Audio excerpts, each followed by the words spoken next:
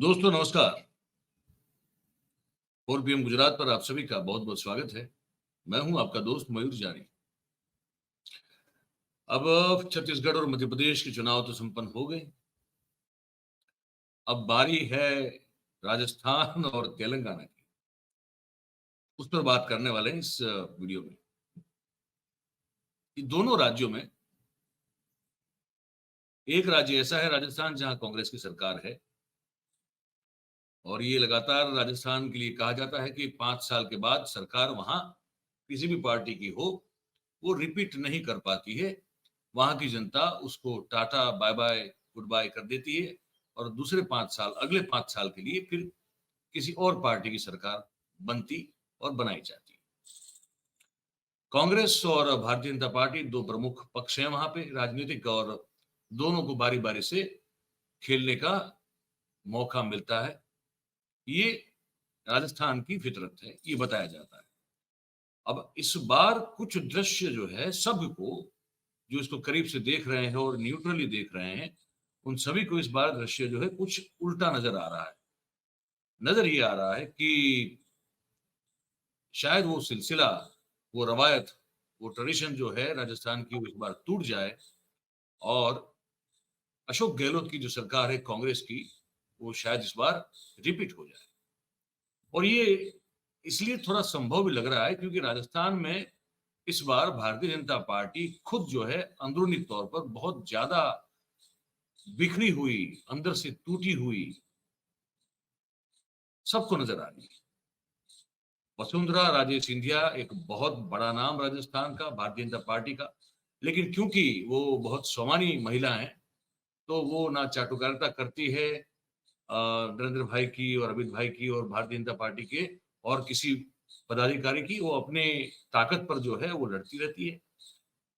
राजस्थान की जनता उनके प्रति स्नेह रखती है, ये बात भी राजस्थान में रहने वाले बहुत सारे जो वरिष्ठ पत्रकार हैं वो भी बताते हैं। लेकिन कांग्रेस के मुकाबले भारतीय जनता पार्टी में ये खींचातानी, जो अंदरूनी लड़ाई है, वो भारतीय जनता पार्टी में बहुत बड़ी और बड़ी खतरनाक है। इस बार आज तो वसुंधरा राजे को बहुत अंत में जाके जो है टिकट दिया गया। बहुत नखरे हुए, बहुत नाटक हुआ, बहुत खेल हुआ। उसके बाद जब उनको टिकट मिला, पर फिर भी जब भी मौका मिलता है तो वसुंधरा राजे भी अपना गुस्सा पब्लिक मंच पर, खुले मंच पर जाहिर करने में हिचकिचाती नहीं है। और भारतीय जनता पार्टी के भी जो बड़े नेता आते हैं तो वो भी अपना इग्नोरेंस जो है वसुंधरा राजे सिंधिया के प्रति वो जाहिर करने में वो भी हिचकिचाते नहीं है। और दूसरी तरफ ये हो गया कि अशोक गहलोत और सचिन पायलट के बीच में जो एक बहुत बड़ा मनमुटाव था, जो अंदरूनी एक लड़ाई थी, उसको अभी लगता है कि फिलहाल चुनाव तक तो कैसे भी करके उसको मैनेज कर लिया गया है। ऐसी स्थिति में अब राजस्थान में प्रियंका गांधी भी बैटिंग कर रही है, तेलंगाना में जाके राहुल गांधी जो है वो बैटिंग कर रहे हैं। तेलंगाना का हाल ये हो गया कि भारतीय जनता पार्टी ने वहां से अपना हाथ खींच लिया, मतलब कि लड़ाई में उतरने से पहले ही उसने कहा कि नहीं, हम ये जो बीआरएस है उसी को सपोर्ट करेंगे। तो वहां जो दो पार्टी की लड़ाई हो गई है। हाँ, ये बात है कि एआईएमआईएम जो है और भारतीय जनता पार्टी है, वो और बीआरएस के बीच में कहीं ना कहीं एक गुप्त समझौता है, इसलिए वो लोग सपोर्ट करेंगे बीआरएस को। और कांग्रेस जो है अपने दम पर वहां पे लड़ती हुई और अच्छी तरह से लड़ती हुई नजर आ रही है। और राहुल गांधी जिस तरह से हमला बोल रहे हैं तेलंगाना में, प्रियंका गांधी राजस्थान में, और खड़गे और सोनिया गांधी भी वहीं अपना डेरा जमाए बैठे हुए हैं जयपुर में। तो उस पर आज हमको आपको कुछ बताना था कि कुछ वीडियोज है, उस पर बात करेंगे। पहले मैं आपको प्रियंका गांधी जिस तरह से अब हमला बोल रही है, तेज कर रही है, वो मैं आपको सुना चाहता हूँ। उससे पहले एक दृश्य देख लीजिए। वहां वो सागवाड़ा है, वहां पे गायत्री मंदिर है, गायत्री शक्तिपीठ है, वहां जाके उन्होंने दर्शन किए और हवन किया। एक छोटा सा दृश्य देख लीजिए, ये आप देख सकती हैं। तो ये सब चीज जो है वायरल हो रहा है बहुत सारा, ठीक है। उसके बाद उन्होंने जो अगर आप कहा, भाजपा को ये सुनिए। देखें तो राजस्थान में एक बिखरी हुई पार्टी है।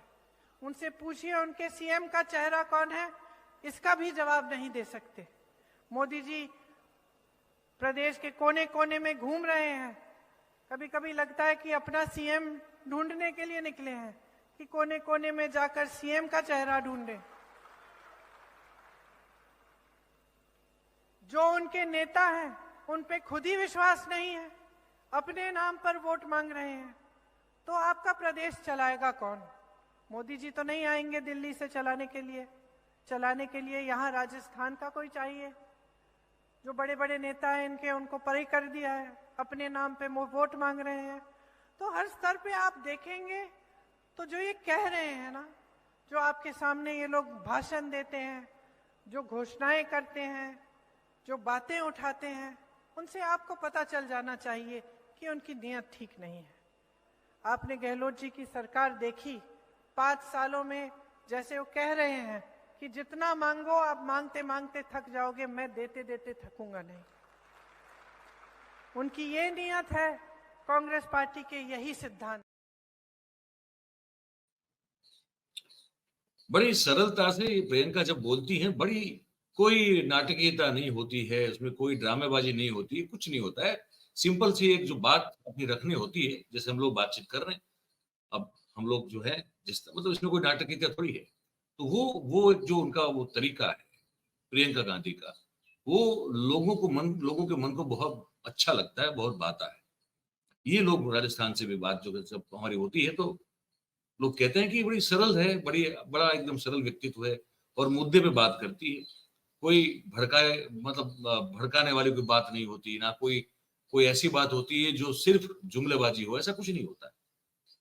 तो ये सब चीजें जो है वो वहां बहुत तकलीफ दे रही है। अब ये यहाँ तकलीफ दे रही है, तेलंगाना में केसीआर को राहुल गांधी कुछ इस कदर तकलीफ दे रहे हैं और बीजेपी को भी वहां पे उन्होंने छोड़ा नहीं है। मैं आपको बता दूं, वहां बीजेपी को भी राहुल गांधी ने बिल्कुल जो है मतलब आड़े हाथों लिया हुआ है। तो सुनिए इसको भी, आप क्या कहते हैं। वो पहले बीजेपी के लोग तेलंगाना में छाती फुला के निकले थे। ముందు తెలంగాణలో భారతీయ జనతా పార్టీకి చెందినటువంటి వాళ్ళు ఛాతీ ఉబ్బించి అంటే మొత్తము ఛాతీ ఉబ్బించి ముందుకు నడిచేవారు। 15 दिन में कांग्रेस पार्टी ने उनकी गैस निकाल दी। చాలా తక్కువ వ్యవధిలోనే కాంగ్రెస్ పార్టీ వాళ్ళ గాలి మొత్తం తీసేసింది। मोदी जी की गाड़ी के चारों टायर पंचर कर दिए हमने। మోడీ గారి యొక్క వాహనం ఏదైతే ఉందో దాన్ని మొత్తం పంక్చర్ చేయటం జరిగింది। अब वो तेलंगाना में नहीं दिखाई देंगे। ఇక వారు తెలంగాణలో కనిపించ बात सच भी है। वो भारतीय जनता पार्टी ने ये अब लगता है तय कर लिया है शायद कि अब तेलंगाना में ज्यादा जो है दखल देना या कुछ मेहनत करना बेमतलब हो जाएगा। इसके बाद भी राहुल गांधी ने कुछ कहा तेलंगाना में, वो भी मैं आपको सुना देता हूं, सुनिए। चीफ मिनिस्टर साहब, जिस स्कूल में आप पढ़े थे, जिस कॉलेज में आप पढ़े थे, वो कांग्रेस पार्टी ने बनाया था। కేసీఆర్ గారు మీరు ఏ స్కూల్లో అయితే చదువుకున్నారో ఆ బడి కట్టింది కాంగ్రెస్ పార్టీ అని గుర్తుంచుకోండి అని చెప్తాను। जिन सड़कों पे आप घूमते हो वो सड़कें कांग्रेस पार्टी ने बनाई थी। మీరు ఏ రోడ్డు మీద అయితే నడిచారో ఆ రోడ్డు కాంగ్రెస్ పార్టీ కట్టింది అని और ये कांग्रेस पार्टी ने अकेले नहीं बनाई, ये कांग्रेस पार्टी तेलंगाना के युवाओं की शक्ति के साथ बनाई थी। ఇది కాంగ్రెస్ పార్టీ ఒకటే కట్టింది కాదు, తెలంగాణలో ఉన్నటువంటి యువ శక్తితోని కట్టింది, నిర్మాణం చేసినటువంటి తెలంగాణ అని చెప్తా ఉన్నారు। चीफ मिनिस्टर जी, जिस हैदराबाद से आप पिछले 10 साल 24 घंटे चोरी किए हो, उस हैदराबाद को कांग्रेस पार्टी ने दुनिया का आईटी कैपिटल बनाया था। మీరు ఏదైతే తెలంగాణ డబ్బును దోచి మోసం చేసి తెలంగాణ ప్రజలను వంచించి ఏదైతే నిర్మాణం చేసుకున్నారో దానికి ఇంకా అంతం పలికేటువంటి అవకాశం వచ్చింది। ये जो है ना, ये मोहल्ला सभा करते हैं वहां पे। ये ऐसा है कि एक बड़ा चौराहा या बाहर एक कोई मोहल्ला जैसा होता है जो जिसमें खड़े होने की या लोगों के इकट्ठा होने की संभावना कुछ बड़ी मात्रा में होती है, तो उस तरह की वो सभाएं करते हैं। वहां का ये दृश्य था। तो वो वहां से बैटिंग कर रहे हैं जम के, बहन जो है वो राजस्थान से कर रही है जम के बैटिंग। तो इस मामले में हो ये रहा है कि भाई बहन की जोड़ी जो है, इसने कहीं ना कहीं साहब की नाक में दम करके रख दिया है। अब इसमें एक और चीज आ रही है। अब अरविंद केजरीवाल साहब जो है आम आदमी पार्टी के, अब वो क्योंकि उनको भी दबोचने की पूरी तैयारियां हो चुकी है, वो जान गए हैं कि कभी भी मुझको भी जेल में डाल दिया जाएगा।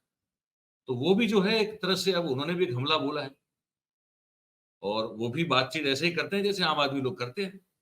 तो ये सब जो है अब मिलके अलग-अलग कोनों से अलग-अलग जिसे कहते हैं ना कि अलग-अलग एंगल से वार पे वार हो रहे हैं और साहब परेशान हो रहे हैं। क्या कहा अरविंद केजरीवाल ने? सुना देता हूँ आपको। अब प्रधानमंत्री जी को यह लगने लगा है कि मैं लोकसभा चुनाव हार रहा हूं। पूरे देश के अंदर बेरोजगारी, महंगाई, भ्रष्टाचार, लोग बहुत दुखी हो चुके हैं। घर का खर्चा नहीं चल रहा। कब तक जुमलेबाजी से घर का खर्च, कब तक परिवार चलेगा?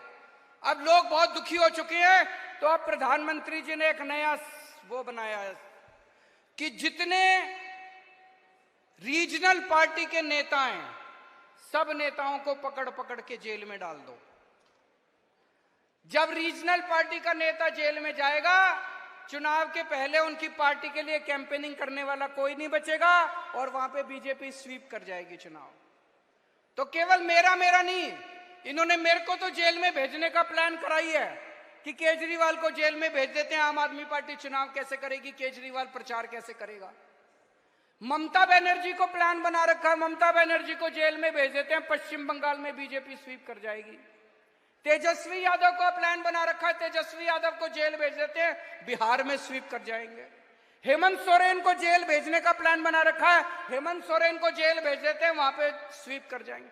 अरे मोदी जी शर्म कर लो, ऐसे चुनाव जीतोगे आप? ऐसे चुनाव जीतोगे आप? एक बारी मैं उनको चैलेंज करता हूं, एक बार इन सबको जेल भेज के देखो, बीजेपी का पत्ता साफ ना हो जाए पूरे देश के अंदर। तो ये बताना था कि साहब गिरे तो हुए हैं और मुझे ये भी लगता है कि साहब को दरअसल हकीकत में जमीन से जो जो वास्तविकता से जुड़े हुए जो खबरें हैं या जो भी जानकारी है वो शायद उनको मिलना कम हो गई है या तो मिलना बंद हो गई, क्योंकि वो कुछ अलग ही विश्व में जीते हुए नजर आ रहे हैं। और सिर्फ चुनाव जीतना ही लक्ष्य हो तो वो कब तक चलेगा? चुनाव जीतने के बाद अगर लोगों के लिए काम करने का कोई लक्ष्य ना हो तो फिर वो कितना चल सकता है, ये भी एक बहुत बड़ा सवाल है। खैर यही बताना था आपको इस वीडियो में। आप क्या सोच रहे हैं इसको देख के, वो आप अपने विचार, ये जो हमारा कमेंट बॉक्स है, जो मंच है, उस कमेंट बॉक्स में आप लिख के हमको जरूर से भेजिएगा। बात अगर आपको हमारी सही और अच्छी और पसंद आ रही हो तो फिर ये जो वीडियो है इसको आप लाइक करें, इस वीडियो के लिंक को आप हो सके उतना शेयर कीजिए और हमारी जो चैनल है 4PM गुजरात, उसको आप सब्सक्राइब करें और अपने आसपास के लोगों से करवाएं। बहुत बहुत धन्यवाद करते हैं आप सभी का जो इस कार्यक्रम में हमारे साथ जुड़े हुए हैं। ऐसे ही आपका स्नेह बनाए रखिएगा। बहुत बहुत धन्यवाद। Thank you very much. नमस्कार।